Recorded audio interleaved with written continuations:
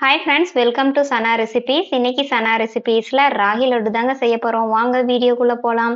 வீடியோக்குள்ள போறதுக்கு முன்னாடி Sana Recipesஐ நீங்க ஃபர்ஸ்ட் டைம் பார்க்கறதா இருந்தா Sana Recipesஐ சப்ஸ்கிரைப் பண்ணிக்கோங்க. கடாய் நல்லா சூடாயிருச்சுங்க. ஸ்டவ் இப்ப மீடியம் ஃப்ளேம்ல வச்சுக்கலாம். இப்ப 1/4 கப் அளவுக்கு வேர்க்கடலை போட்டுக்கலாம். ஸ்டவ் மீடியம் ஃப்ளேம் வச்சுட்டு வேர்க்கடலை நல்லா வறுத்துக்கலாங்க. வேர்க்கடலையோட கலர் வந்து நல்லா சேஞ்ச் ஆகணும். பாருங்க வேர்க்கடலை நல்லா படபடன்னு பொரிய ஆரம்பிச்சிருச்சு. ஸ்டவ் மீடியம் ஃப்ளேம் வச்சுட்டு வேர்க்கடலை நல்லா வறுத்துக்கலாங்க. ஹை ஃப்ளேம்ல வச்சுட்டு வேர்க்கடலை வறுக்காதீங்க, ஏன்னா வேர்க்கடலை வந்து கருக ஆரம்பிச்சிடும். பாருங்க வேர்க்கடலை நல்லா ரோஸ்ட் ஆயிடுச்சு. பார்க்கும்போதே நல்லா தெரியுது பாருங்க. வேர்க்கடலை நல்லா ரோஸ்ட் ஆயிடுச்சு. இப்போ ஸ்டவ் ஆஃப் பண்ணிடலாம். இப்போ இந்த வேர்க்கடலையை ஒரு பிளேட்ல மாத்திக்கலாம். இப்போ இந்த வேர்க்கடலையை ஒரு பிளேட்ல மாத்தியாச்சு. ஒரு 5 மினிட்ஸ் கழிச்சு இந்த வேர்க்கடலையோட தோலெல்லாம் நல்லா ரிமூவ் பண்ணி எடுத்துக்கலாம். கடாயை நல்லா சூடாயிருச்சு. இப்போ 3 டேபிள் ஸ்பூன் நெய் ஆட் பண்ணிக்கலாம். நெய் நல்லா உருகிருச்சு. இப்போ ஸ்டவ்வை மீடியம் ஃப்ளேமில் வச்சுக்கலாங்க. இப்போ நறுக்கி வச்சிருக்க ஒரு 5 பாதாம் ஆட் பண்ணிக்கலாம். நறுக்கி வச்சிருக்க 5 கேஷ்யூ நட்ஸ் ஆட் பண்ணிக்கலாம். இப்போ இந்த நட்ஸை நல்லா ரோஸ்ட் பண்ணிக்கலாம். நட்ஸ் வந்து ஆப்ஷனல் தாங்க. நட்ஸ் எல்லாம் ரோஸ்ட் ஆயிடுச்சு. இப்போ இந்த நட்ஸ் எல்லாம் ஒரு பவுலில் மாற்றிக்கலாம். இப்போ அதே நேரம் 3/4 கப் அளவுக்கு ராகி மாவை ஆட் பண்ணிக்கலாம்.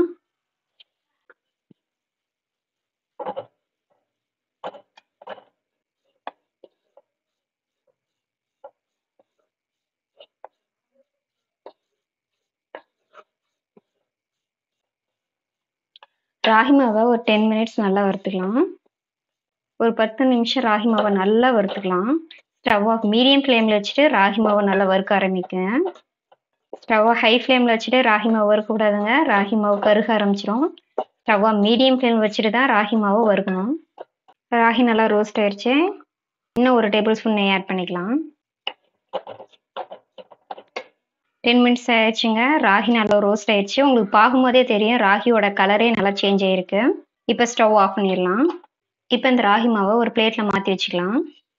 ராகியை ஒரு பிளேட்ல மாற்றி வச்சுங்க. இது ஒரு 5 மினிட்ஸ் நல்லா ஆறட்டும். 5 மினிட்ஸ் ஆயிடுச்சுங்க. வேர்க்கடலை வந்து நல்லா ஆறிடுச்சு. இப்போ இதோட ஸ்கின் எல்லாம் ரிமூவ் பண்ணிடலாம். இப்போ இந்த வேர்க்கடலையை மிக்ஸி ஜாரில் போட்டு நல்லா அரைச்சிக்கலாம். வேர்க்கடலையை நல்லா பவுடர் பண்ணி வச்சுங்க. இப்போ இதை தனியாக எடுத்து வச்சுக்கலாம். இப்போ வெள்ளைப்பாகு ரெடி பண்ணிக்கலாங்க. கடாய் நல்லா சூடாயிருச்சு. இப்போ 3/4 கப் அளவுக்கு வெள்ளத்தை போட்டுக்கலாம். 1/4 கப் அளவுக்கு தண்ணி ஆட் பண்ணிக்கலாம். ஸ்டவ்வை மீடியம் ஃப்ளேமில் வச்சுட்டு வெள்ளைப்பாகு ரெடி பண்ணிக்கலாங்க. பாருங்க வெள்ளம் நல்லா மெல்ட் ஆகிருச்சு. நாம் ரெடி பண்ணக்கூடிய வெள்ளைப்பாகுக்கு ஒரு கம்பி பதங்கிறது கரெக்டான பதம். பாகு பதம் கரெக்டாக வந்துச்சாங்கிறத செக் பண்ணி பார்த்துக்கலாங்க. பாருங்க ஒரு கம்பி பதம் வந்துருச்சு. இப்போ ஸ்டவ் ஆஃப் பண்ணிடலாம். வெள்ளைப்பாகு ரெடி ஆயிடுச்சுங்க. இந்த வெள்ளைப்பாகை வடிகட்டி எடுத்து வச்சுக்கலாங்க. நம்ம ரோஸ்ட் பண்ணியிருந்த ராகி மாவை ஒரு பெரிய பிளேட்ல மாற்றிக்கலாங்க. நம்ம பவுடர் பண்ணி வச்சிருக்க வேர்க்கடலையும் ஆட் பண்ணிக்கலாம். நம்ம ரோஸ்ட் பண்ணிக்கிற ராகி மாவையும் நம்ம அரைச்சி வச்சிருக்க வேர்க்கடலையும் நல்லா மிக்ஸ் பண்ணிக்கலாங்க. ராகி மாவும் வேர்க்கடலையும் நல்லா மிக்ஸ் ஆகிற மாதிரி இந்த மாதிரி கலந்து விட்டுக்காங்க. ராகி மாவும் வேர்க்கடலை பொடியும் நல்லா மிக்ஸ் ஆயிடுச்சுங்க. இப்போ ரோஸ்ட் பண்ணி வச்சிருந்த நட்ஸ் ஆட் பண்ணிக்கலாம். கடைசியாக வெள்ளைப்பாகு ஆட் பண்ணிக்கலாங்க.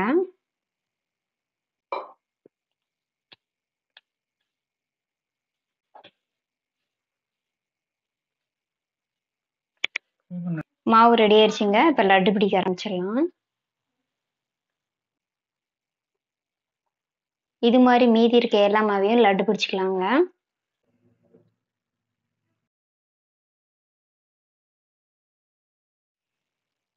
அவ்வளோதான் ஃப்ரெண்ட்ஸ், ராகி லட்டு ரெடி. இந்த ரெசிபி உங்களுக்கு பிடிச்சிருந்துச்சுன்னா சனா ரெசிபீஸ்க்கு லைக் பண்ணுங்க, ஷேர் பண்ணுங்க, மறக்காம சப்ஸ்கிரைப் பண்ணுங்க. தேங்க்யூ.